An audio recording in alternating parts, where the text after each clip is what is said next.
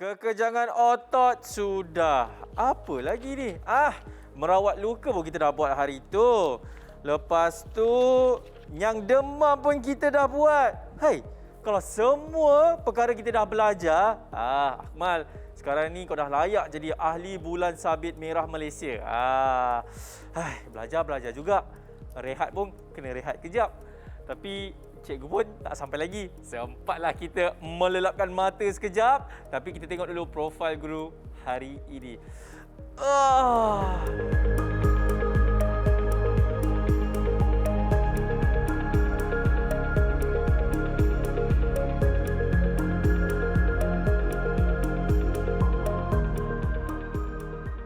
Mana Akmal? Eh, Berdengkur pula Akmal ni. Akmal? Akmal? Oh, Akmal? Orang nak tidur pun kacau lah. Bangunlah. Ada program. Ada program? Kita nak Program apa cikgu? Ya, okey. Cikgu saya datang. Ini pula. Ya. Cikgu, kenapa tak beritahu saya cikgu? Kita dah start shoot dah ni cikgu. I tengok you tidur. Menikmati. Menikmati apa cikgu? Menikmati keindahan alam dalam dunia lain. Bukan cikgu. Tadi saya ada bercakap dengan kawan-kawan kat rumah. Kita dah belajar macam-macam dah. Kita dah belajar demam. Kita dah belajar merawat luka. Kita dah belajar banyaklah cikgu.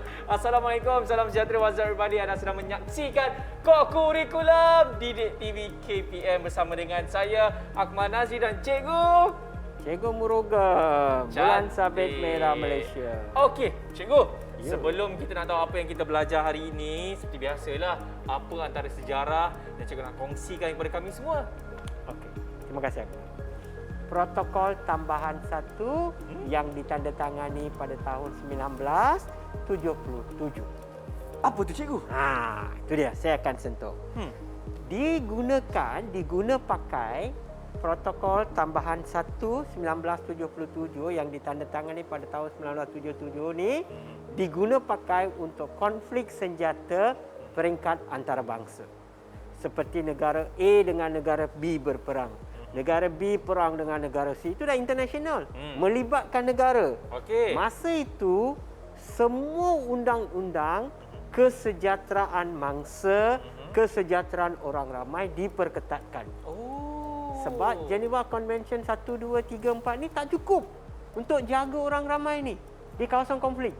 Sebab tu diperkenalkan protokol tambahan 1 1977 di mana selalu siapa jadi mangsa? Wanita dan kanak-kanak. Mereka lah yang selalu jadi mangsa. So, dia memberi perlindungan yang lebih kepada mereka dua ni. Kanak-kanak dan wanita. Lagi satu, saya sangat suka protokol tambahan 1 ni mementingkan alam sekitar. Jangan guna nama perang, pergi bom semua hutan, semua binatang mati. Tak boleh lah. Kalau tak ada keperluan, jangan bom. Macam tu je kan. Lepas tu, di sini juga tempat-tempat bersejarah, monumen-monumen, museum. All this tidak boleh diserang. Tidak boleh dibom. Sebagai askar ataupun tentera. Tentera, jangan gunakan budak kecil, budak sekolah rendah. Bawa senapang, senapang lagi tinggi dari dia. Senapang lagi besar daripada dia. Yes. So ini berlaku di negara-negara tertentu lah. So perkara-perkara inilah diperketatkan dalam protokol tambahan 1 1977. Okey, itu dia serba sedikit mengenai bulan sabit merah. Dan cikgu, kita macam dah belajar semua benda je cikgu kan. Kita dah merawat mangsa sekiranya kekejangan otot. Kita pun dah buat demam. Kita pun dah buat banyaklah cikgu. Hari ni nak belajar apa sebenarnya? Hari ni kita nak belajar something very unique. Yes, very Masak? unique. Bukan masak. Okey. Belum sampai. Kita akan masak satu hari nanti. Yes. Tapi hari ini bukan masak. Hari ini kita akan tengok histeria. Histeria ni apa kaitannya dengan bulan sabit merah cikgu? Yes. Histeria boleh berlaku di hostel, di asrama, di sekolah, tempat pergi perkemahan. Okey. Siapa yang jaga mereka? Bulan sabit lah yang jaga. Di asrama. Kita kan ada unit bulan sabit. Betul. Masa pergi perkemahan, bulan sabit pun turut pergi perkemahan. Unit lain pergi perkemahan, selalu dia bawa lah 2-3 orang dari bulan sabit pergi turut sama. Okey. So, siapa yang uruskan mereka? Bulan sabit. That's why anggota bulan sabit sewajarnya memiliki ilmu bagaimana mengurus mangsa histeria. Okey, tapi cikgu, saya pasti ramai juga nak tahu ni, apa maksud sebenarnya histeria ni? Sebab setahu saya histeria ini dia yang apa? Jerit tu cikgu. Yes. You pernah tengok ke? Saya pernah cikgu waktu zaman belajar. Dekat college lah time tu. Dekat college. Dekat universiti cikgu. Okay. College. Sehingga hari ini Ya. histeria ni satu istilah yang kurang jelas. Orang pun tak tahu. Macam mana boleh terjadi? And then istilah ni sering disalah tafsirkan. Macam-macam lah dia tokok tambahnya, dia kena itulah, kena ada inilah, gangguan. ada gangguan lah. Tidak boleh dibuktikan. Okey. Dan last kali, mangsa dalam keadaan sedar tak sedar tahu. Kita rasa dia sedar. Ada kala kita tengok dia tak sedar. So, reaksi mangsa yang mengalami histeria ni kita tidak boleh membuat satu penilaian yang sewajarnya. So, itulah konflik yang berlaku pada histeria adalah dalaman. Dan mangsa sendiri saja yang tahu. Untuk ni, dalam segmen yang satu lagi, saya dengan Akmal akan melihat apakah tanda-tanda dan punca-punca seorang mengalami histeria. Dan saya pasti ini merupakan salah satu episod yang mereka semua nanti-nantikan juga cikgu kan. Jadi kalau nak tahu apa dia, kita nak berhenti rehat dulu selepas ini dalam Co-Curriculum Didik TV KPM. Didik TV KPM. Didik TV KPM. Masih lagi menyaksikan Co-Curriculum Didik TV KPM bersama dengan saya Akmal Nazri dan juga Cikgu Murugan. Ini saya pasti semua dah tak sabar-sabar ni cikgu. Kita nak tahu apa dia punca-punca dan juga tanda-tanda sekiranya seseorang itu terkena histeria. Tapi apa-apa pun, cikgu, kita pun dah pakai glove. Ada lagi satu perkara kita belum buat lagi cikgu. Apa dia? Hand sanitizer. Yes, kita sekarang nak pakai dulu gel pemasmi kuman ataupun hand sanitizer. Kita nak sanitize dulu. Sebabnya kita belum menang lagi cikgu kan. Jadi ingat kawan-kawan, sentiasalah patuhi segala SOP. Okey, baik cikgu. Sudah bersedia? Punca-punca pertama. Perkara satu, you kena tengok latar belakang mangsa itu sendiri. Kita belajar punca, tapi kita kena tengok latar belakang mangsa itu sendiri. Okey. Orang yang sangat emosional tau, very emotional person. Dia tak boleh dengar berita buruk, dia tak boleh mendengar berita tentang kebunuhan, kematian, dia tak boleh terima. Kalau dia dengar berita macam itu, dia terus melenting dan menjadi pendorong kepada berlakunya histeria. Itu satu. Nombor dua, orang yang selalu mendapat histeria ni, dia tak suka kawan dengan orang, dia duduk seorang-seorang. Naik bas pun, dalam bas dia cari satu kerusi yang tak nak kawan dengan orang. Dia suka seorang-seorang je. Seorang-seorang, lone ranger. Lagi satu, dia mengalami stres ataupun tekanan perasaan, dia tak suka kongsi. Dia tak tahu nak luahkan. Dan dia tak mahu nak luahkan. Orang yang mengalami histeria ni, selalunya dia suka baca buku-buku yang bertemakan hantu atau mistik. So, benda ni dia rasa something happening to him tau. So, itulah yang punca kepada histeria ini. Satu lagi yang menjadi punca juga, dia ni tak boleh menerima kekalahan. Tak boleh menerima kekalahan. Kekalahan akan menyebabkan dia histeria.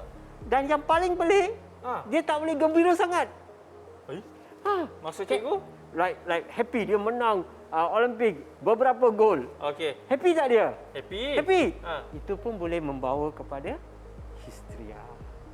So, kesedihan melampau, kegembiraan melampau boleh juga membawa kepada histeria.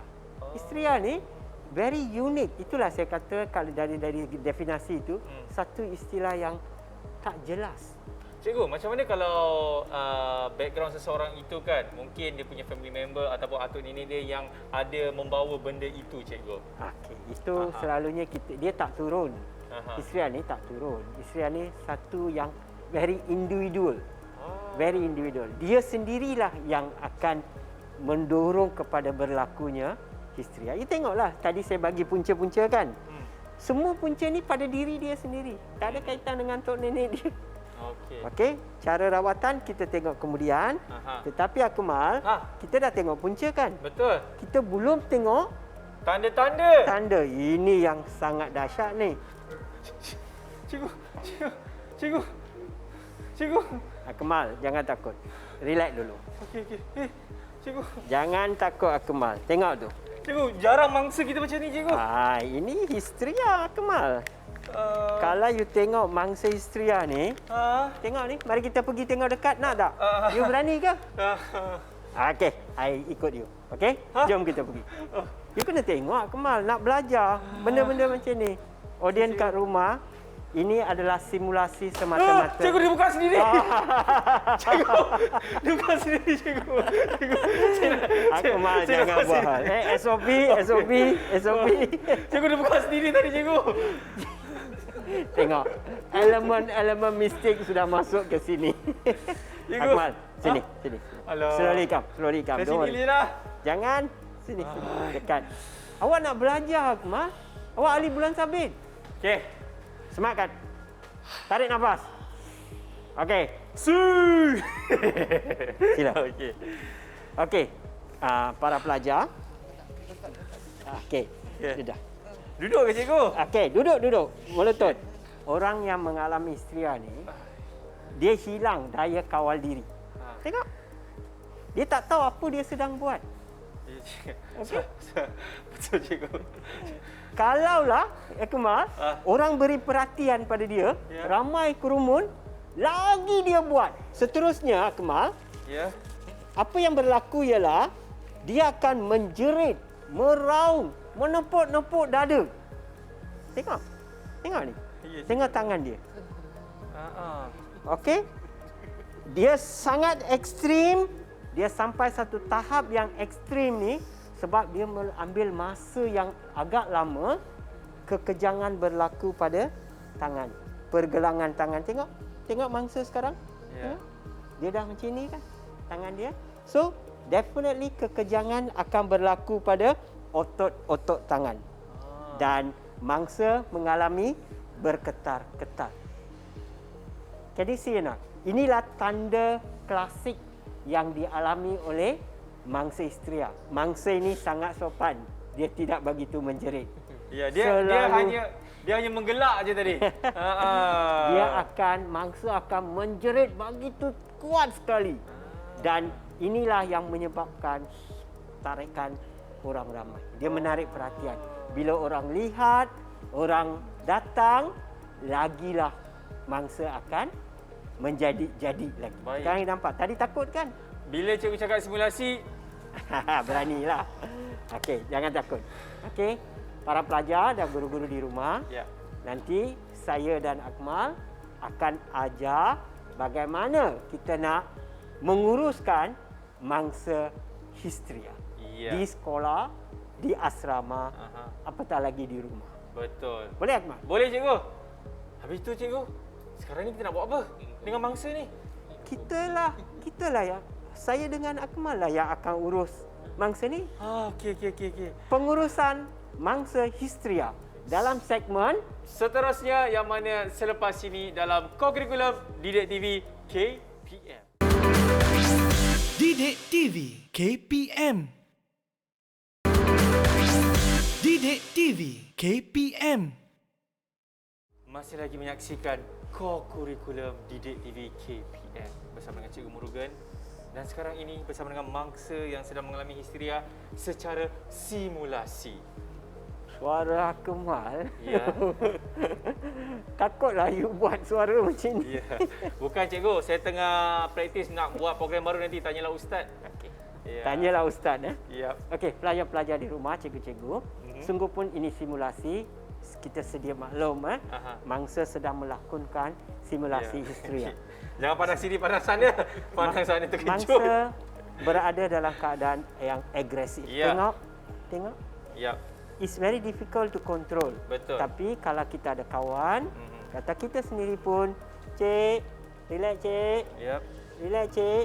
Ya. Dia akan ambil masa untuk turun, kurang kendor dia punya aggressiveness tu. Okey. So jangan you rasa immediately you pergi tenangkan cik, relax cik, everything okay, dia terus tak ada. Dia akan ambil masa. So, seperkara lagi dalam proses rawatan Akmal, kita kena asingkan mangsa ni dari pandangan orang ramai. Jangan bagi orang ramai melihat-lihat mangsa ini. Okey. Kalau you ada mangsa ini melihat orang ramai, dia akan jadi lagi agresif. So, apa kata kalau kita pindahkan mangsa ni ke tempat yang sunyi sedikit. Okey. Ya? Okey, kita bantu dia. Kita bantu Kita dia. bantu dia. Kita bantu dia. Kita bantu Okey. dia. Okey bang, simulasi je bang. Okey. Simulasi bang. Okey. Tengok, Kita boleh pergi ke sana. Okey, Akmal, kita nak tunjuk ya. Okey, Okey. duduk. Masa agresif. Baik. Tengok Okey. Sungguh pun kita dah tenangkan mangsa. Ya. Tengok dia masih agresif. Ya. Jangan kita cuba nak kontrol dia. Ah. Jangan kita nak peluk dia. Nak Cikgu, kontrol. Ya. Saya pernah tengok ada orang siram dekat mangsa, ada yang sampai menggunakan kekerasan dekat mangsa yang terkena histeria tu cikgu. Soalan yang bijak para penonton di rumah Ya. dan juga guru-guru serta murid-murid sekalian. Sebenarnya semua itu tidak membantu. No water, jangan siram air, jangan tampar mangsa, jangan guna kekerasan. Asingkan mangsa, pengurusan asingkan mangsa ke tempat yang sunyi. Biar dia agresif, biar dia buat apa dia suka. Dalam keadaan ambil masa, dalam keadaan yang tenang, mangsa akan pulih dengan sendirinya. Itulah pengurusan histeria yang normal. Okey, kalau kita gunakan kekerasan, lagilah dia menjadi jadi. Okey. Faham tak?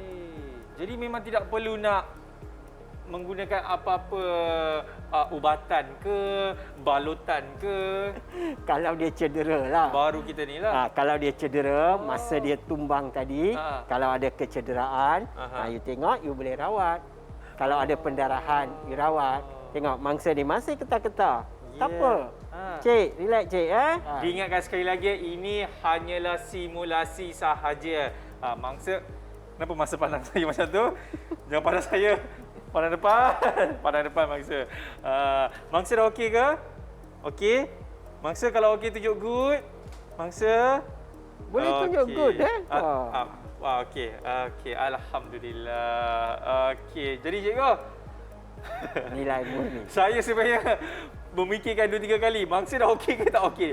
Mangsa okey ke? Kita nak buat rumusan ni. Dah okey Okey, baik, alhamdulillah. Jadi cikgu, mungkin cikgu boleh buat rumusan apa yang kita dah belajar hari ini dan juga apa perkara yang nilai murni yang kita boleh dapat di dalam episod kali ini cikgu. Akmal, Ya. tengok ramai anak murid kita tinggal di asrama. Ya. Kita selalu jangan jadi individualistik. Kita perlu mengambil tahu tentang rakan-rakan di bilik sebelah. Apa berlaku? Jangan terlalu mementingkan diri sendiri saja. Ya. Kita kena prihatin kalau dengar bunyi, dengar jeritan, cepatlah bertindak. Okey? Selalunya bila sampai ke Menara Gading dan sebagainya, kita tak peduli. Hantarlah kau. Situ punya perangai. Semua buat hal masing-masing. Yes. Kononnya belajar kan. Ha-ha. Kita kena berkomuniti juga. Sungguh pun kita sudah masuk asrama, kita dah menuntut di pusat-pusat pengajian tinggi. Jiran sebelah harus dipentingkan. Ya. So, pentingkan diri, masa yang sama jagalah jiran sebelah di bilik. Jaga kawan-kawan di sekeliling. Jaga komuniti, Ya. jaga kawan-kawan. Itulah sikap yang sangat baik. Sungguh pun histeria nampak satu perkara yang sangat menakutkan, tetapi kita boleh mengawal. Dengan ilmu yang saya tunjukkan hari ini, anda boleh membantu rakan. Bukan dia minta nak jadi histeria. Betul. Dia berlaku. Dia berlaku kerana punca-punca yang saya ceritakan tadi. Yeah. Dia sendirilah yang boleh berubat. Betul. Dia sendirilah kena kontrol. Kena kuatkan supaya semangat. Kuatkan semangat. Baik. Dalam boleh buat all these things, histeria boleh dihindari oleh mangsa sendiri. Kita setakat membantu saja. Baik. Okey, Terima Akmal, faham? kasih Cikgu Murugan dan Faham, juga faham Cikgu? Okey, cuk. Ya, dan saya pasti murid-murid pun faham dengan apa penjelasan yang diberikan oleh Cikgu Murugan kita mengenai topik histeria kita pada hari ini. Model pun okey model. Alhamdulillah. Jadi kita akan jumpa lagi untuk episod seterusnya kalau tahu apa lagi yang kita nak ajarkan kepada anda dalam pada uniform bola sabit merah ni kan Cikgu? Ya, betul. Seperti biasa, saya Akmal Nazri. Ini dia Cikgu Murugan. Kita jumpa lagi. Assalamualaikum. Bye-bye.